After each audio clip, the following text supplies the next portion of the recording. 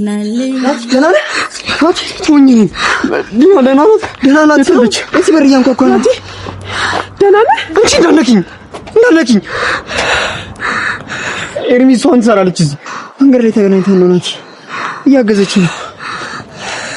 እዚህ መገኘቴ እንደማትፈልገው አውቃለሁ፣ ግን አይዞህ አንዴ ብቻ ዲና ትገኝ እንጂ አጠገብ አልደርስም። ዝም በይ አስመሳይ። ይሄኔ እዚህ ነገር ላይ እጅሽ አለበት። ኤርሚ የልጅቷ ስልክ ተደወለ። ኤርሚ ሄሎ። አዎ ደውዬ ነበር። በርሽ ጋር ነኝ። ዲና ደህና ናት? ሄሎ ዘጋች። ቤቱ ይሄ ነው? አዎ ይሄ ነው። ታዲያ ለምን ገንጠል ነው የሚገባው?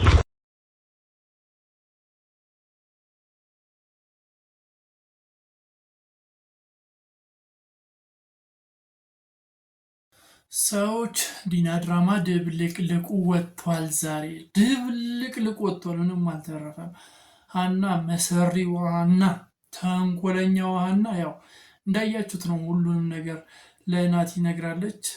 አብሶም ዲና የናቲን እናት እንደገደለች አውቃ እንደገደለች አይነት ነገር አድርጋ ነው የነገረቻት እና ተሳክቶላት ነበር እና በደንብ ተሳክቶላት ነበር። የክፋት ስራዋ ተንኮሏ ተሳክቶላታል። ያው ናቲም ይህንን ነገር መቀበል ማመን አልቻለም። በጣም ከብዶት ሲያለቅስ ሁላ ነበር። በቃ እምባው ዱቅ ዱቅ ዱቅ ሲል ነበር ከዓይኖቹ ማለት ነው እና በጣም በሚባል ደረጃ ሀዘን ተሰምቶት ነበር። ያው ዲናን ሊገላት ሁላ እንቋት ምናምን ነገር ነበር። ከዛን ያንን ማድረግ አልቻለም። ምክንያቱም ዲናን ስለሚያፈቅራት ያንን ማድረግ አልቻለም። ከዛን ሻንጣውን ይዞ ትቷት ሄደ።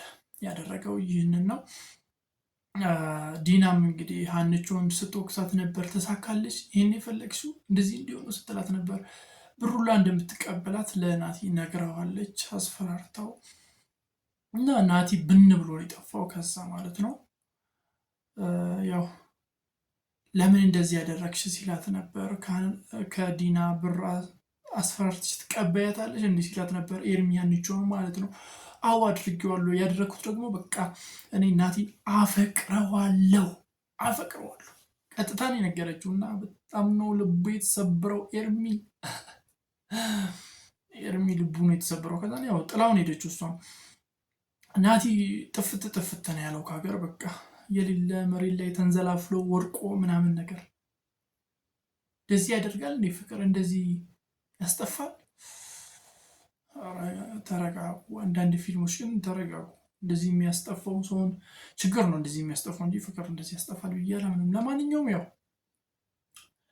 ናቲ ጠፍቶ ነበር። ዲና ደግሞ በዚህ ነገር በጣም ተበሳጭታ ምናምን እራሷን ልታጠፋ ሀሳቧ ውስጧ መጥቶ ደውላላት ነበር። ለቲጂ ሁላ ደውላላት ነበር እና ያ ናቲ ይህንን በሰማ ጊዜ በቃ እንደምንም ብሎ ተሯሩጦ ተመለሰ። ከዛን ሲፈልጓት ነበር፣ ዲናን ሲፈልጓት ነበር። እቤት ሲሄዱ ዲና የለችም። ከዛም በኋላ ያው ቀጥታ የሄዱት ወደ ቲጂ ቤት ነው። እዛ ልክ እንደደረሱ በሩን አንኳኩት። በሩን ሲያንኳኩት ጩቤ ይዛ እጇ ላይ ደም በሩን ከፈተችላቸው እና በጣም ነው የደነገጡት። ምንድን ነው የተፈጠረው? እስቲ ግምታችሁን አስቀምጡልኝ። ዲና ተወቅታለች ማለት ነው? የምር ዲና ተወቅታ ይሆን? አልገባኝም። ብቻ ሀሳብ አስተያየቶቻችሁን በኮሜንት መስጫ ሳጥን ላይ አስቀምጡልኝ። ለዚህ ቻናል ደግሞ አዲስ ሆናችሁ ሰብስክራይብ በማድረግ የደወል ምልክቱን መጫን እንዳይዘነጋ። ባይ